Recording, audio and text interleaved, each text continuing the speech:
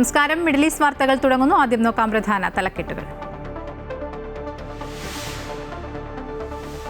പശ്ചിമേഷ്യ വീണ്ടും യുദ്ധഭീതിയിൽ. ലെബനനിൽ ഇസ്രായേലിന്റെ സൈനിക നീക്കം തുടരുന്നു. ഖേഷം ദ്വീപിലെ ഇറാൻ സൈനിക കേന്ദ്രങ്ങളിൽ വ്യോമാക്രമണം നടത്തി അമേരിക്ക.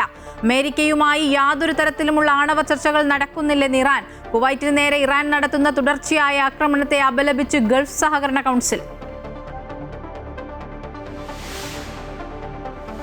ഷാർജയിൽ 3 വയസ്സ് തികയാത്ത കുട്ടി കെട്ടിടത്തിന്റെ 3ാം നിലയിലെ ജനാലയിലൂടെ താഴേക്ക് വീണ് മരിച്ച സംഭവത്തിൽ വഴിത്തിരിവ്. അയൽവാസികളായ മലയാളി തമിഴ് പെൺകുട്ടികളും മാതാപിതാക്കളും കസ്റ്റഡിയിൽ. നിർണായക CCTV ദൃശ്യങ്ങൾ പോലീസിന് ലഭിച്ചെന്ന് റിപ്പോർട്ട്.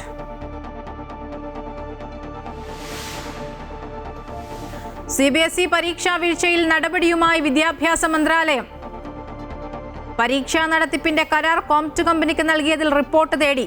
വീഴ്ച വരുത്തിയവർക്കെതിരെ കർശന നടപടിയെന്ന് മന്ത്രാലയം. വെബ്സൈറ്റ് വീണ്ടും പണിമുടക്കി. പുനർനിർണയത്തിന് അപേക്ഷിക്കാനാകാതെ വിദ്യാർത്ഥികൾ. ഉടൻ പരിഹരിക്കുമെന്ന് CBSE. കേന്ദ്രമന്ത്രി ധർമ്മേന്ദ്ര പ്രധാന്റെ രാജി ആവശ്യപ്പെട്ട് പരസ്യ പ്രതിഷേധത്തിന് കോക്രോച്ച് ജനതാ പാർട്ടി.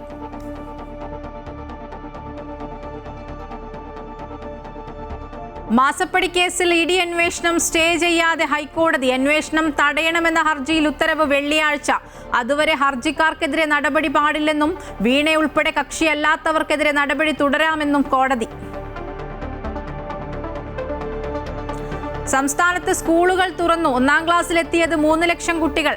പ്രവേശനോത്സവം ഉദ്ഘാടനം ചെയ്തു മുഖ്യമന്ത്രി. തിരുവനന്തപുരം അട്ടക്കുളങ്ങര ഗവൺമെന്റ് സ്കൂൾ വളപ്പിലെ ഓഫീസ് കെട്ടിടത്തിന്റെ മേൽക്കൂര തകർന്നു. ആർക്കും പരിക്കില്ല. റിപ്പോർട്ട് തേടി മന്ത്രി.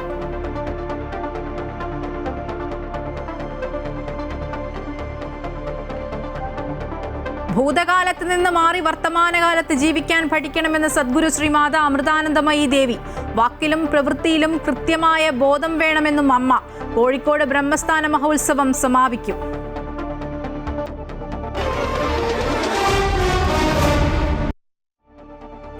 പശ്ചിമേഷ്യ വീണ്ടും യുദ്ധഭീതിയിൽ. ലെബനനിൽ ഇസ്രായേലിന്റെ സൈനിക നീക്കം തുടരുന്നു. ഖേഷം ദ്വീപിലെ ഇറാൻ സൈനിക കേന്ദ്രങ്ങളിൽ അമേരിക്ക വ്യോമാക്രമണം നടത്തി. അമേരിക്കയുമായി യാതൊരു തരത്തിലുമുള്ള ആണവ ചർച്ചകൾ നടക്കുന്നില്ലെന്ന് ഇറാൻ വ്യക്തമാക്കി. അമേരിക്കയുമായി യാതൊരു തരത്തിലുള്ള ആണവ ചർച്ചകളും നടക്കുന്നില്ലെന്ന് ഇറാൻ അറിയിച്ചു. സൈനിക നീക്കങ്ങളെ തുടർന്ന് സംഘർഷം രൂക്ഷമായതിനാൽ ഈ വിഷയത്തിൽ ഇടപെടൽ താൽക്കാലികമായി നിർത്തിവെക്കുകയാണെന്ന് ഇറാൻ വ്യക്തമാക്കി. ലെബനനിൽ ഇസ്രായേലിന്റെ സൈനിക നീക്കം തുടരുകയാണ്. ഖേഷം ദ്വീപിലെ ഇറാൻ സൈനിക കേന്ദ്രങ്ങളിൽ അമേരിക്ക വ്യോമാക്രമണം നടത്തി. എന്നാൽ ഇറാൻ ആക്രമണത്തിൽ 20 US താവളങ്ങൾക്ക് കനത്ത നാശമുണ്ടായി. കോടികളുടെ ആയുധങ്ങൾ തകർക്കപ്പെട്ടെന്നും റിപ്പോർട്ടുണ്ട്. അമേരിക്കയും ഇറാനും തമ്മിലുള്ള യുദ്ധം അവസാനിപ്പിക്കാൻ ലക്ഷ്യമിട്ടുള്ള സമാധാന കരാറിന്റെ കരടിൽ US പ്രസിഡന്റ് ഡൊണാൾഡ് ട്രംപ് വീണ്ടും ഭേദഗതികൾ നിർദ്ദേശിച്ചതായും സൂചനയുണ്ട്.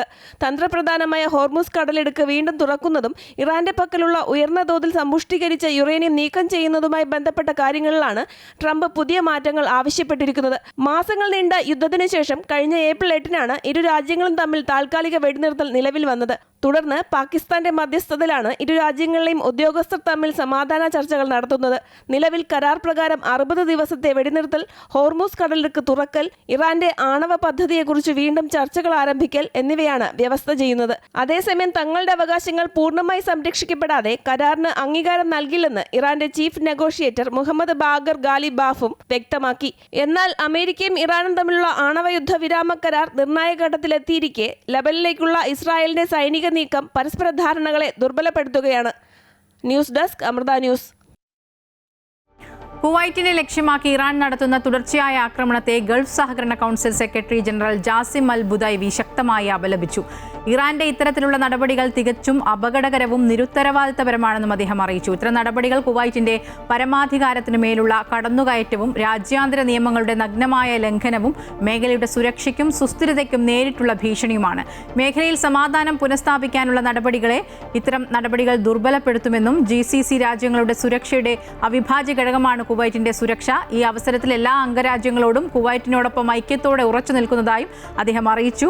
രാജ്യത്തിന്റെ സുരക്ഷയും പരമാധികാരവും കാത്തുസൂക്ഷിക്കുന്നതിനും പൗരന്മാരുടെയും താമസക്കാരുടെയും സുരക്ഷ ഉറപ്പുവരുത്തുന്നതിനും കുവൈറ്റ് സ്വീകരിക്കുന്ന എല്ലാ നടപടികൾക്കും GCC പൂർണ്ണമായും പിന്തുണയ്ക്കുന്നുവെന്നും അദ്ദേഹം വ്യക്തമാക്കി. ഷാർജയിൽ 1 മാസം മുൻപ് 3 വയസ്സ് തികയാത്ത പാകിസ്ഥാനി ബാലൻ കെട്ടിടത്തിന്റെ 3ാം നിലയിലെ ജനാലയിലൂടെ താഴേക്ക് വീണു മരിച്ച സംഭവത്തിൽ നിർണായക വഴിത്തിരിവ്. നിർണായകമായ CCTV ദൃശ്യങ്ങൾ പോലീസിന് ലഭിച്ചതായാണ് റിപ്പോർട്ട്. അയൽവാസികളായ മലയാളി കുടുംബത്തിലെയും തമിഴ് കുടുംബത്തിലെയും 2 പെൺകുട്ടികൾക്കെതിരെ ഷാർജ പോലീസ് അന്വേഷണം ആരംഭിച്ചു. 1 മാസം മുൻപാണ് ദാരുണമായ സംഭവമുണ്ടായത്. 3 വയസ്സ് തികയാത്ത പാകിസ്ഥാനി ബാലൻ കെട്ടിടത്തിന്റെ 3ാം നിലയിലെ ജനാലയിലൂടെ താഴേക്ക് വീണു മരിക്കുകയായിരുന്നു. സജ്ജാദ് ഹുസൈന്റെ മകൻ മുഹമ്മദ് അർഷമാനാണ് ദാരുണമായി മരിച്ചത്. സംഭവവുമായി ബന്ധപ്പെട്ട് അയൽവാസികളായ മലയാളി കുടുംബത്തിലെയും തമിഴ് കുടുംബത്തിലെയും 2 പെൺകുട്ടികൾക്കെതിരെയാണ് ഷാർജ പോലീസ് അന്വേഷണം ആരംഭിച്ചിരിക്കുന്നത്. സംഭവവുമായി ബന്ധപ്പെട്ട നിർണായക CCTV ദൃശ്യങ്ങൾ പോലീസിന് ലഭിച്ചതായാണ് റിപ്പോർട്ടുകൾ. കുട്ടിയെ താഴേക്ക് തള്ളിയെന്ന സംശയത്തിന്റെ അടിസ്ഥാനത്തിലാണ് അന്വേഷണം പുരോഗമിക്കുന്നത്. പെൺകുട്ടികളുടെ മാതാപിതാക്കളും പോലീസ് കസ്റ്റഡിയിലാണെന്നാണ് റിപ്പോർട്ടുകൾ. സംഭവത്തിന്റെ യഥാർത്ഥ സാഹചര്യങ്ങളും മരണത്തിലേക്ക് നയിച്ച കാരണങ്ങളും കണ്ടെത്തുന്നതിനായി വിശദമായ അന്വേഷണം തുടരുകയാണെന്ന് അധികൃതർ അറിയിച്ചു. അതേസമയം കുട്ടികൾ മൊബൈൽ ഫോണുകളിലും മറ്റ് ഡിജിറ്റൽ ഉപകരണങ്ങളിലുമായി എന്താണ് കാണുന്നതെന്ന് മാതാപിതാക്കൾ നിരന്തരം നിരീക്ഷിക്കേണ്ടതുണ്ടെന്ന് നിയമവിദഗ്ധയായ പ്രീത ശ്രീറാം പറയുന്നു.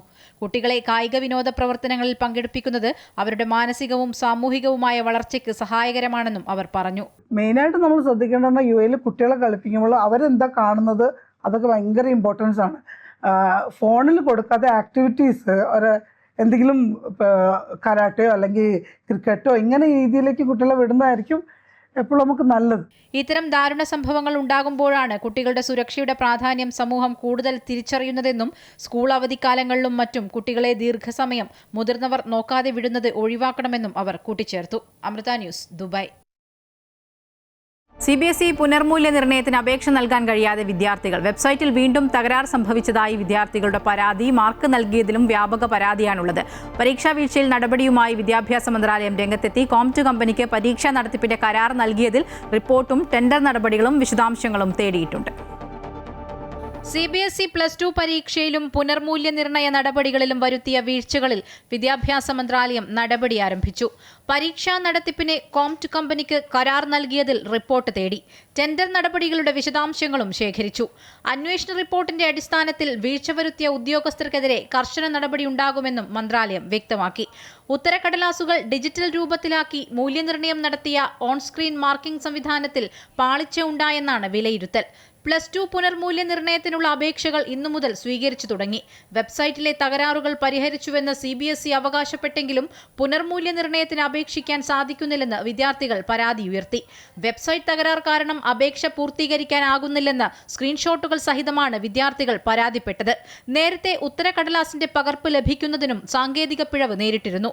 വിദ്യാർത്ഥികളുടെ പരാതിയും ആശങ്കയും അറിയിക്കാൻ CBSE ഹെൽപ്പ് ലൈൻ നമ്പർ പുറത്തിറക്കിയിരുന്നു. Amrita news, New Delhi. Cockroach Janata party തെരുവിലിറങ്ങി പ്രതിഷേധിക്കാൻ ഒരുങ്ങുന്നു. കേന്ദ്ര വിദ്യാഭ്യാസ മന്ത്രി ധർമ്മേന്ദ്ര പ്രധാന്റെ രാജി ആവശ്യപ്പെട്ട് ശനിയാഴ്ച ഡൽഹി ജന്തർ മന്ദിറിൽ പ്രതിഷേധ പ്രകടനം സംഘടിപ്പിക്കും. ഇതിൽ പങ്കെടുക്കാനായി ഇന്ത്യയിലെത്തുമെന്ന് CJP സ്ഥാപകൻ അഭിജിത് ദീപ്കെ സോഷ്യൽ മീഡിയയിലൂടെ അറിയിച്ചു. സമാധാനപരമായി ശബ്ദമുയർത്താനുള്ള അവകാശം നമുക്ക് ഭരണഘടന നൽകുന്നുണ്ടെന്നും അതാണ് നമ്മൾ ചെയ്യാൻ പോകുന്നതെന്നും അദ്ദേഹം വീഡിയോയിൽ പറഞ്ഞു.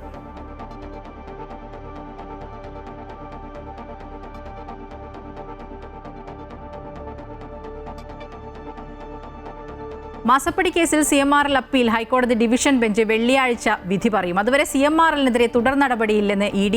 വീണ തൈക്കണ്ടിക്കെതിരെയുള്ള ED അന്വേഷണത്തിന് കോടതി ഉത്തരവ് തടസ്സമല്ല. അന്വേഷിക്കുന്ന കേന്ദ്ര സർക്കാർ ഏജൻസി ആവശ്യപ്പെടുന്ന രേഖകൾ നൽകാൻ തടസ്സം എന്താണെന്ന് കോടതി ചോദിച്ചു. രേഖകളിൽ പ്രശ്നമില്ലെങ്കിൽ ക്ലീൻ ചിറ്റ് കിട്ടുമല്ലോ എന്നും കോടതി ആരാഞ്ഞു. 2 വർഷം വിശദമായി വാദം കേട്ട് ED അന്വേഷണത്തിന് ഉത്തരവിട്ട സിംഗിൾ ബെഞ്ച് തീരുമാനം ചോദ്യം ചെയ്താണ് CMRL ഡിവിഷൻ ബെഞ്ചിൽ എത്തുന്നത്.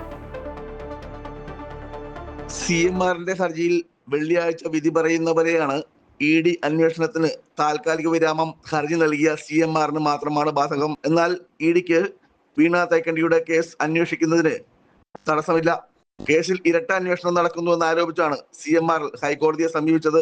സിംഗിൾ ബെഞ്ചിൽ SFIയുടെ റിപ്പോർട്ട് വന്നതിന് ശേഷം മറുപടി നൽകുന്നതിന് മുമ്പ് സിംഗിൾ ബെഞ്ച് വിധി പറഞ്ഞുവെന്നും ഡിവിഷൻ ബെഞ്ചിൽ CMR ആരോപിച്ചു. പ്രഥമ ദൃഷ്ട്യാ EDക്ക് അന്വേഷിക്കാൻ പറ്റുന്ന ഒരു കേസ് നിലനിൽക്കില്ലെന്നാണ് ഹൈക്കോടതിയിൽ CMR വാദിച്ചത്. കുറ്റമൊന്നും ചെയ്തിട്ടില്ലെങ്കിൽ അന്വേഷണവുമായിട്ട് സഹകരിക്കാൻ തടസ്സമെന്തെന്ന് ഹൈക്കോടതി ആരാഞ്ഞു. അന്വേഷണ ഏജൻസി അന്വേഷിച്ച് തെളിവെടുക്കുന്നതിൽ എന്താണ് ഇത്ര ബുദ്ധിമുട്ടെന്നും കോടതി ചോദിച്ചു. അനാവശ്യമായ ഒരു അന്വേഷണം നേരിടേണ്ടതില്ലെന്നാണ് CMRന്റെ മറുപടി. ED കണ്ടെത്തിയ തെളിവുകൾ മുദ്രവച്ച കവറിൽ ED ഹൈക്കോടതിയെ ധരിപ്പിച്ചിട്ടുണ്ട്. ഇതെല്ലാം വിലയിരുത്തിയായിരിക്കും വെള്ളിയാഴ്ച ഹൈക്കോടതിയുടെ അന്തിമ ഉത്തരവ്. ഇടക്കാല ഉത്തരവായി ED അന്വേഷണം സ്റ്റേ ചെയ്യണമെന്നായിരുന്നു CMRL ആദ്യം മുതൽ ആവശ്യപ്പെട്ടത്. എന്നാൽ ഹർജി മുഴുവനായും കേൾക്കാമെന്നും അന്തിമ ഉത്തരവ് തന്നെ പുറപ്പെടുവിക്കാമെന്നും ഡിവിഷൻ ബെഞ്ച് നിലപാടെടുക്കുകയായിരുന്നു. ഇതേ തുടർന്നാണ് ഇന്ന് തന്നെ വാദം കേട്ട ശേഷം ഹർജിയിൽ വിധി പറയാൻ വെള്ളിയാഴ്ചത്തേക്ക് മാറ്റിയത്. അമൃത ന്യൂസ്, കൊച്ചി.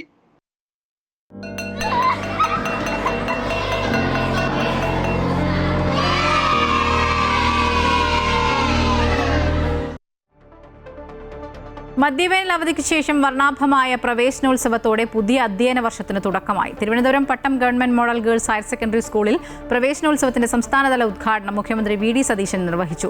3 ലക്ഷത്തിലധികം കുരുന്നുകളാണ് ഇത്തവണ 1ാം ക്ലാസ്സിലേക്ക് എത്തിയതെന്ന് വിദ്യാഭ്യാസ മന്ത്രി പറഞ്ഞു. കുട്ടികളെ മധുരം നൽകിയാണ് അധ്യാപകർ സ്വീകരിച്ചത്. ആചാരം തെറ്റിക്കാതെ ചിലർ കരഞ്ഞു, മറ്റു ചിലർക്ക് ആശ്ചര്യം. ഇതൊക്കെ എന്ത് എന്ന മട്ടിൽ വേറെ ചിലർ. പ്രവേശനോത്സവത്തിന്റെ മനോഹര കാഴ്ചകൾ ഇങ്ങനെയൊക്കെയായിരുന്നു.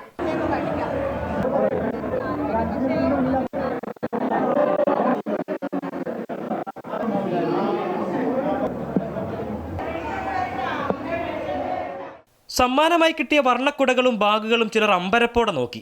നിഷ്കളങ്കമായ മുഖത്തോടെ ഇരിക്കുന്ന കുട്ടികളിലേക്ക് വിദ്യാഭ്യാസ മന്ത്രിയും അധ്യാപകരും പകർന്നത് സ്നേഹമാധുര്യം. ഉദ്ഘാടകനായി വേദിയിലേക്ക് എത്തിയ മുഖ്യമന്ത്രി വി.ഡി. സതീശനുമൊത്ത് സെൽഫി എടുത്തും സംവദിച്ചും കുട്ടികൾ.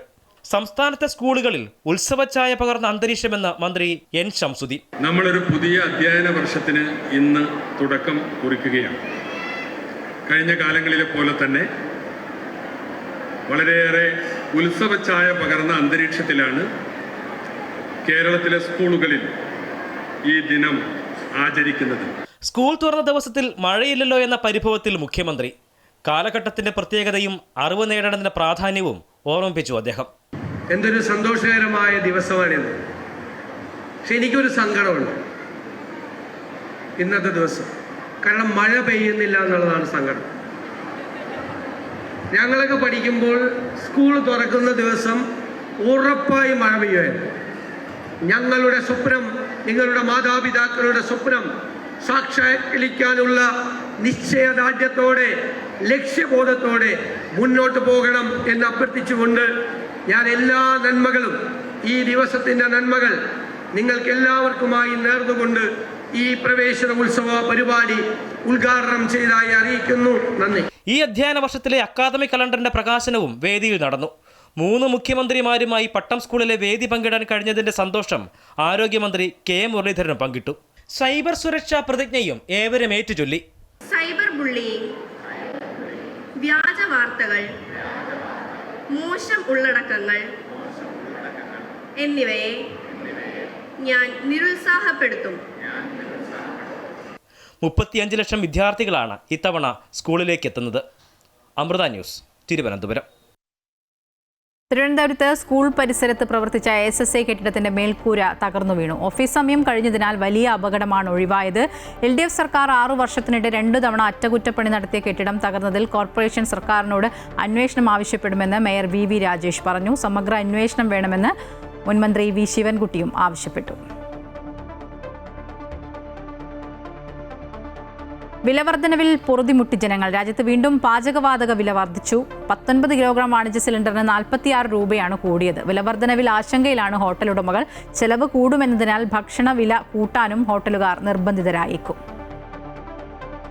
12 കിലോയുടെ സിലിണ്ടറിന് 46 രൂപയാണ് വർദ്ധിച്ചിരിക്കുന്നത്. ഇതോടെ കൊച്ചിയിൽ ഒരു സിലിണ്ടറിന് 3131 രൂപയായി. 5 കിലോയുടെ ഫ്രീ ട്രേഡ് LPG സിലിണ്ടറിനും 11 രൂപയുടെ വർധനവുണ്ട്. എന്നാൽ ഗാർഹിക സിലിണ്ടർ വിലയിൽ മാറ്റമില്ല. മെയ് ആദ്യവും വാണിജ്യ സിലിണ്ടറുകളുടെ വില കുത്തനെ കൂട്ടിയിരുന്നു. 993 രൂപയുടെ വർധനമാണ് അന്നുണ്ടായത്. പശ്ചിമേഷ്യൻ സംഘർഷവും ഹോർമൂസ് കടലിടുക്കിലെ തടസ്സവുമാണ് വില കൂടാനുള്ള പ്രധാന കാരണം. വാണിജ്യ സിലിണ്ടറുകളുടെ വില വർദ്ധിച്ചത് ഹോട്ടൽ അടക്കമുള്ള വ്യവസായങ്ങളെ സാരമായി ബാധിക്കുമെന്ന ആശങ്ക ശക്തമാണ്. ചായക്കൊക്കെ നമ്മൾ 1 രൂപ കൂട്ടിയുള്ളൂ. പക്ഷേ അതൊന്നും നമുക്ക് പറ്റില്ല. നമുക്ക് ശരിക്കും പറഞ്ഞാൽ ചായക്ക് 20 രൂപയെങ്കിലും ആക്കണം. ശരിക്കും മിനിമം 15 ഇനി കിട്ടിയാലേ കാര്യങ്ങൾ നടക്കുള്ളൂ. ഇനിയും പ്രതിസന്ധി തന്നെയായിരിക്കും. കാരണം ഇനിയും വില കൂടും എന്നാണ് പറയുന്നത്. അപ്പോൾ അത് വെച്ച് നോക്കുമ്പോൾ നമ്മളൊക്കെ വളരെ പ്രയാസത്തിലായിരിക്കുള്ളൂ. അതേസമയം പശ്ചിമേഷ്യൻ സംഘർഷത്തിന്റെ പശ്ചാത്തലത്തിൽ വിലവർദ്ധനവ് പ്രതീക്ഷിച്ചിരുന്നതാണെന്ന അഭിപ്രായവും ഉയരുന്നുണ്ട്. നാച്ചുറൽ ആയിട്ടുള്ള ഇൻഫ്ലേഷൻ അല്ലേ, എക്സ്പെക്റ്റഡ്. ഭക്ഷണ സാധനങ്ങൾക്ക് വില വർദ്ധിച്ചതോടെ ഹോട്ടലുകളിൽ നിന്നും ഭക്ഷണം കഴിക്കുന്ന ആളുകളുടെ എണ്ണത്തിൽ വലിയ ഇടിവുണ്ടായിട്ടുണ്ട്. ഗാർഹിക ആവശ്യത്തിനുള്ള സിലിണ്ടറിന്റെ വില ഇപ്പോൾ വർദ്ധിച്ചിട്ടില്ല എന്നതാണ് ചെറിയ ആശ്വാസം. അമൃത ന്യൂസ്, കൊച്ചി. സംസ്ഥാനത്ത് മിൽമ പാലിന് ഏർപ്പെടുത്തിയ വില വർധനവ് പ്രാബല്യത്തിൽ വന്നു. ലിറ്ററിന് 4 രൂപയുടെ വർധനവാണ് ഉണ്ടായിരിക്കുന്നത്. തൈരിന് കൂടിയത് കിലോയ്ക്ക് 10 രൂപയാണ്. മിൽമയുടെ മറ്റ് പാൽ ഉൽപ്പന്നങ്ങൾക്ക് ഇപ്പോൾ വില കൂട്ടിയിട്ടില്ലെങ്കിലും വരും ദിവസങ്ങളിൽ ആനുപാതികമായി വില കൂടാനാണ് സാധ്യത. ക്ഷീരകർഷകരുടെ ചെലവ് വൻതോതിൽ വർദ്ധിക്കുകയാണ്. കർഷകരുടെ നിരന്തര ആവശ്യത്തെ തുടർന്നാണ് പാൽ വില വർദ്ധിപ്പിക്കാനുള്ള തീരുമാനമെന്നാണ് മിൽമയുടെ വിശദീകരണം. ലിറ്ററിന് 4 രൂപ കൂട്ടുമ്പോൾ 3 രൂപ 35 പൈസ കർഷകർക്ക് ലഭിക്കുമെന്നും മിൽമ അറിയിച്ചു. മൊത്തം വർധനയുടെ 83.75%. പാൽ കവറുകളിൽ നിലവിൽ പഴയ വില തന്നെയാണ് രേഖപ്പെടുത്തിയിട്ടുള്ളത്. 1 മാസം വരെ ഇത് തുടരുമെന്നും പുതിയ വില പ്രിന്റ് ചെയ്യുന്ന നടപടികൾ പുരോഗമിക്കുകയാണെന്നും മിൽമ അറിയിച്ചു. ഐസ്ക്രീം, നെയ്യ് ഉൾപ്പെടെയുള്ള മിൽമയുടെ മറ്റ് പാലുൽപ്പന്നങ്ങൾക്ക് തൽക്കാലം വിലയിൽ മാറ്റമുണ്ടാകില്ല എന്നാണ് വിവരം. വരും ദിവസങ്ങളിൽ ആനുപാതികമായി വില കൂട്ടാൻ നീക്കമുണ്ട്. വില ഉയർന്നതോടെ മഞ്ഞ കവറിലെ പാലിൻ്റെ വില 25 രൂപയിൽ നിന്നും 27 രൂപയായി. നീല കവറിൻ്റെ വില 28 നിന്നും 30 രൂപയായിട്ടുണ്ട്. 70 രൂപ വിലയുള്ള 1 ലിറ്റർ ബോട്ടിൽ കൗമിൽക്കിന് ഇനി 75 രൂപ നൽകണം. തൈര് ക്ലാസിക്കിന് 35 നിന്നും 40ആയും എലൈറ്റിന് 40 നിന്നും 45 രൂപയായും വർദ്ധിച്ചിട്ടുണ്ട്. 2022 ഡിസംബർ 1 ഏറ്റവും ഒടുവിൽ മിൽമ പാൽവില കൂട്ടിയത്. അന്ന് ലിറ്ററിന് 6 രൂപയാണ് വർദ്ധിപ്പിച്ചത്. അമൃത ന്യൂസ്, തിരുവനന്തപുരം.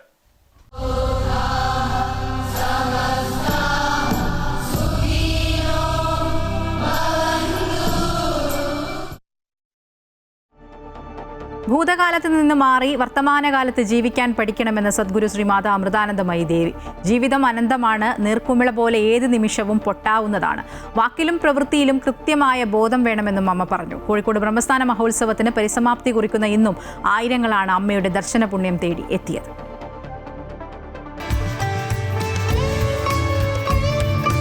ബ്രഹ്മസ്ഥാന മഹോത്സവത്തിന്റെ 2ാം ദിനമായ ഇന്നും അമ്മയുടെ ദർശന പുണ്യം തേടി ആയിരങ്ങളാണ് രാവിലെ മുതൽ ഒഴുകിയെത്തിയത്. ഇന്നലെ 2 മണിവരെ നീണ്ട ദർശനത്തിനു ശേഷം പുലർച്ചെയോടെ വിശ്രമിക്കാൻ പോയ അമ്മ ഇന്ന് രാവിലെ 11 മണിയോടെ തന്നെ വേദിയിലെത്തി. തുടർന്ന് പൗരപ്രമുഖരുടെ നേതൃത്വത്തിൽ അമ്മയെ സ്വീകരിച്ചിരുത്തി.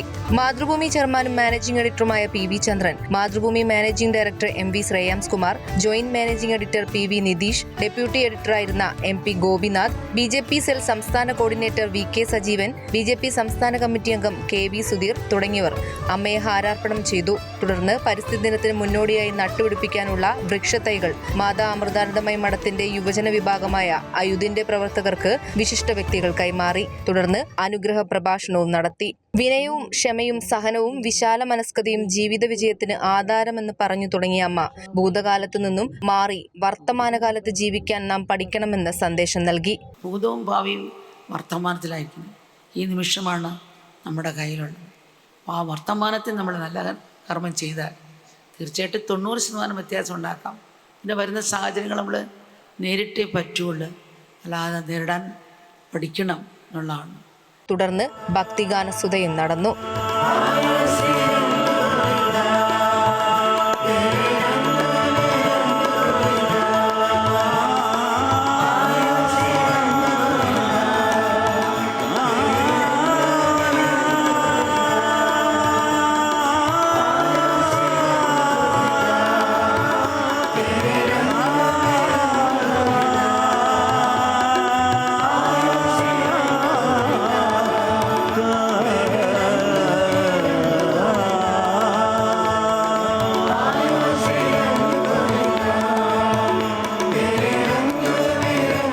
ഇന്ന് രാത്രി വരെയും അമ്മ ദർശനം നൽകും. ബ്രഹ്മസ്ഥാന മഹോത്സവത്തിന് ഇന്ന് പരിസമാപ്തി കുറിക്കുന്നതോടെ ജൂൺ 3, 4 തീയതികളിൽ അയ്യന്തോൾ ബ്രഹ്മസ്ഥാന മഹോത്സവത്തിൽ പങ്കെടുക്കാനായി അമ്മ തൃശൂരിലേക്ക് യാത്ര തിരിക്കും. അമൃത ന്യൂസ്, കോഴിക്കോട്. 6 വർഷത്തെ ഇടവേളയ്ക്ക് ശേഷം സദ്ഗുരു ശ്രീ മാതാ അമൃതാനന്ദമയി ദേവി നാളെ തൃശൂരിലെത്തുന്നു. നാളെ വൈകിട്ട് 5 മണിയോടെ അയ്യന്തോൾ പഞ്ചിക്കൽ ബ്രഹ്മസ്ഥാനത്തെത്തുന്ന അമ്മയെ തൃശൂർ പൗരാവലി പൂർണ്ണകുംഭം നൽകി സ്വീകരിക്കും. ജൂൺ 3, 4 തീയതികളിൽ അയ്യന്തോളിലുള്ള ബ്രഹ്മസ്ഥാന വാർഷിക മഹോത്സവത്തിൽ മുഖ്യ കാർമ്മികത്വം വഹിക്കാനാണ് അമ്മ തൃശൂരിൽ എത്തുന്നത്. കോഴിക്കോട് ബ്രഹ്മസ്ഥാന മഹോത്സവത്തിന് ശേഷം തൃശൂർ അയ്യന്തോൾ ബ്രഹ്മസ്ഥാനത്തെത്തുന്ന സദ്ഗുരു മാതാ അമൃതാനന്ദമയി ദേവിയെ തൃശൂർ പൗരാവലി പൂർണ്ണകുംഭം നൽകി സ്വീകരിക്കും. 3, 4 തീയതികളിൽ രാവിലെ 11 മുതൽ അമ്മയുടെ അനുഗ്രഹ പ്രഭാഷണം, ഭജന, ധ്യാന പരിശീലനം എന്നിവയുണ്ടാകും. അതിനുശേഷം ഭക്തർക്കായുള്ള അമ്മയുടെ ദർശനം ആരംഭിക്കും. അമ്മയുടെ സന്ദർശനവുമായി ബന്ധപ്പെട്ട എല്ലാ ഒരുക്കങ്ങളും ബ്രഹ്മസ്ഥാനത്ത് പൂർത്തിയായി. മഹോത്സവത്തോടനുബന്ധിച്ച് ബ്രഹ്മസ്ഥാനത്ത് ലളിത സഹസ്രനാമാർച്ചന 2 ദിവസങ്ങളിലായി നടക്കും. രാഹുദോഷ നിവാരണ പൂജ, ശനിദോഷ നിവാരണ പൂജ, ഉദയാസ്തമന പൂജ, മഹാഗണപതി ഹോമം എന്നിങ്ങനെ സവിശേഷങ്ങളായ പൂജകളും ചടങ്ങുകളും ഉണ്ടായിരിക്കും. ജില്ലയിൽ രജിസ്റ്റർ ചെയ്ത അമൃതശ്രീ അംഗങ്ങൾക്കായുള്ള സാരികൾ, പരിസ്ഥിതി ദിനത്തോടനുബന്ധിച്ചുള്ള വൃക്ഷത്തൈകൾ എന്നിവയുടെ വിതരണവും അമ്മയുടെ സാന്നിധ്യത്തിൽ നടക്കും. അമൃത ന്യൂസ്, തൃശൂർ. 6 വർഷത്തെ കാത്തിരിപ്പിന് ശേഷം തൃശൂർ ബ്രഹ്മസ്ഥാനത്ത് സദ്ഗുരു ശ്രീ മാതാ അമൃതാനന്ദമയി ദേവി എത്തുന്നത് മക്കൾക്ക് ഊർജം പകരുമെന്ന് ഇരിങ്ങാലക്കുട മഠാധിപതി ബ്രഹ്മചാരി അമോഘാമൃത ചൈതന്യ പറഞ്ഞു. ജൂൺ മാസം 3-ാം തീയതിയും 4-ാം തീയതിയും രാവിലെ 11 മണിക്ക് ശേഷം അമ്മയുടെ ദിവ്യ സാന്നിധ്യത്തിൽ അമ്മയുടെ ധ്യാന പരിശീലനം, സത്സംഗം, ഭക്തിഗാനസുധ എന്നിവയ്ക്ക് ശേഷം അമ്മയുടെ ദർശനം ഉണ്ടായിരിക്കുന്നതാണ്.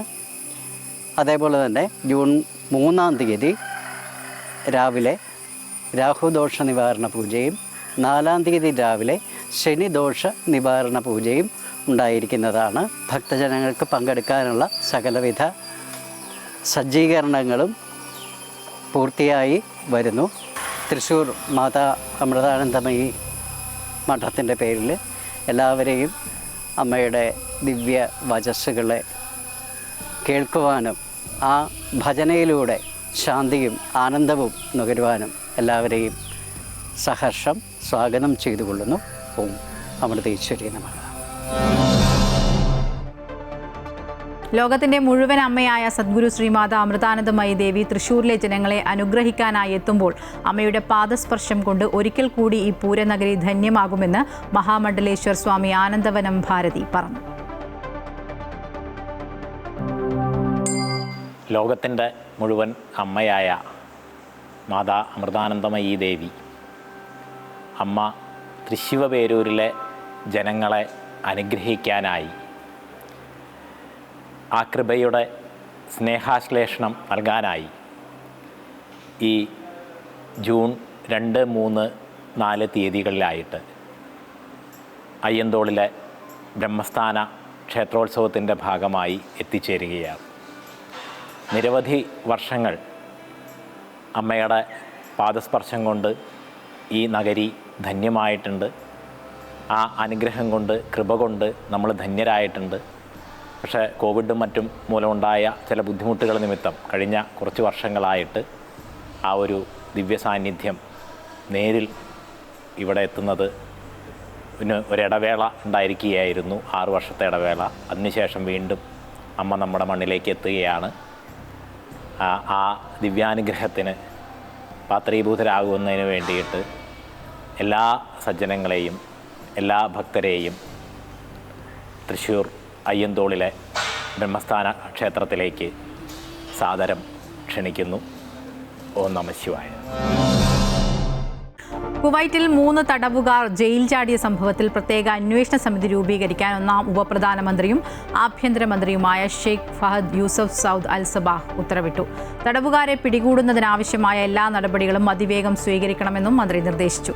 ഇവർ രാജ്യത്ത് നിന്ന് പുറത്തേക്ക് കടക്കുന്നത് തടയുവാനും ഇവരുടെ വിവരങ്ങൾ രാജ്യത്തെ എല്ലാ അതിർത്തി കവാടങ്ങളിലും കൈമാറാനും മന്ത്രി സുരക്ഷാ ഉദ്യോഗസ്ഥരോട് ആവശ്യപ്പെട്ടു.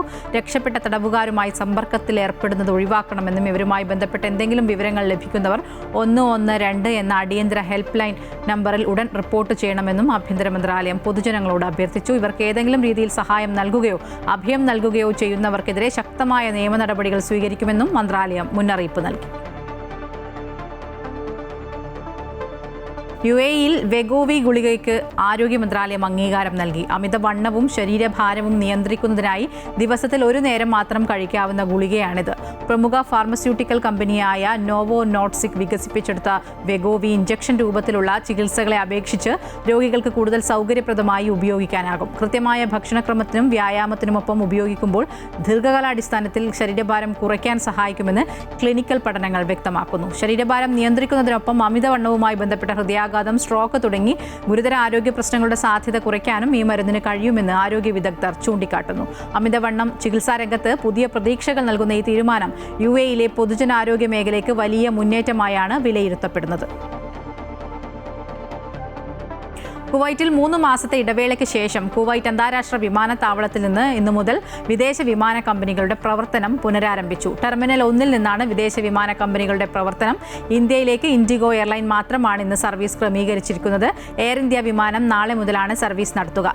Emirates, Etihad, Flynas, fly Dubai, air Arabia, Salam air എന്നീ വിമാന കമ്പനികളും ഇന്ന് കുവൈറ്റിലേക്കുള്ള സർവീസ് പുനരാരംഭിച്ചു. ഇന്നു മുതൽ വിദേശ വിമാന കമ്പനികളുടെ പ്രവർത്തനം പുനരാരംഭിക്കുവാൻ കുവൈറ്റ് വ്യോമയാന അധികൃതർ നേരത്തെ അനുമതി നൽകിയിരുന്നു. എന്നാൽ ഇന്ന് പുലർച്ചെ കുവൈറ്റിന് നേരെ ഡ്രോൺ ആക്രമണം നടന്ന പശ്ചാത്തലത്തിൽ തീരുമാനം നടപ്പിലാകുമോ എന്ന ആശങ്കയിലായിരുന്നു പ്രവാസികൾ.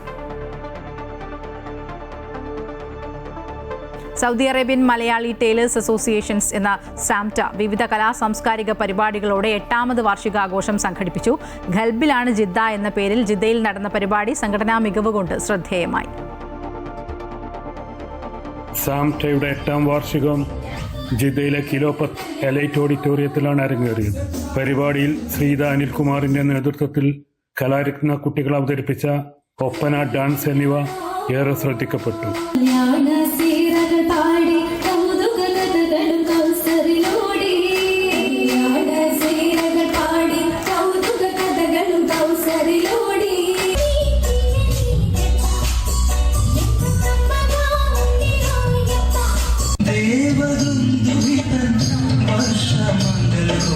ജിദ്ദയിലെ പ്രമുഖ ഗായകൻ ജമാൽ പാഷയുടെ നേതൃത്വത്തിൽ ന്യൂഹ് ഭീമാപ്പള്ളി, ഡോക്ടർ മിർഷാന തുടങ്ങിയവരുടെ ഗാനാലാപനം ഹർഷാരവത്തോടെ സദസ്സ് ഏറ്റെടുത്തു.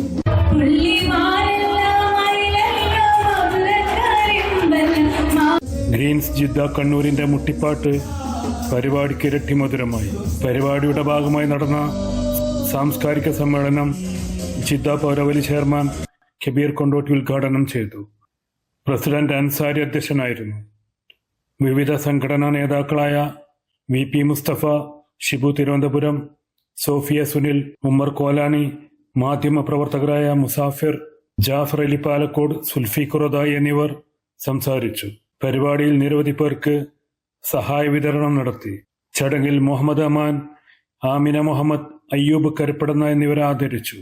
സുരേഷ് കണ്ണൂർ, മുബാറക് പാലക്കോട് എന്നിവർ പരിപാടിക്ക് നേതൃത്വം നൽകി. Sulfi Khuradai, Amrita news, Jeddah.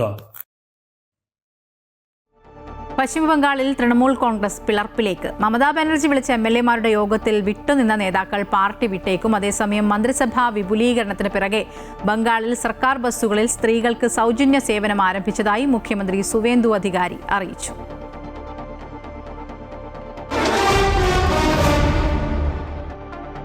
Test ക്രിക്കറ്റിൽ പുതിയ പരിഷ്കാരങ്ങൾക്ക് അനുമതി നൽകി അന്താരാഷ്ട്ര ക്രിക്കറ്റ് കൗൺസിൽ. വെളിച്ചക്കുറവ് മൂലം ടെസ്റ്റ് മത്സരങ്ങൾ തടസ്സപ്പെടുന്നത് ഒഴിവാക്കാൻ പരീക്ഷണാടിസ്ഥാനത്തിൽ പിങ്ക് ബോൾ ഉപയോഗിക്കുന്നത് ഉൾപ്പെടെയുള്ള വിപ്ലവകരമായ മാറ്റങ്ങൾക്കാണ് അഹമ്മദാബാദിൽ നടന്ന ICC വാർഷിക ബോർഡ് യോഗം അംഗീകാരം നൽകിയത്. ഇതിനു പുറമെ അഴിമതി ആരോപണങ്ങളെ തുടർന്ന് ക്രിക്കറ്റ് കാനഡയെ സസ്പെൻഡ് ചെയ്യാനും യോഗം തീരുമാനിച്ചു. പുതിയ നിയമങ്ങൾ 2026 ഒക്ടോബർ 1 മുതൽ അന്താരാഷ്ട്ര ക്രിക്കറ്റിൽ പ്രാബല്യത്തിൽ വരും. ഇതോടെ മിഡിൽ ഈസ്റ്റ് വാർത്തകൾ പൂർണ്ണമാവുകയാണ്. കൂടുതൽ വാർത്തകൾക്കായി അമൃത ന്യൂസിന്റെ YouTube ചാനൽ കാണുക. നമസ്കാരം.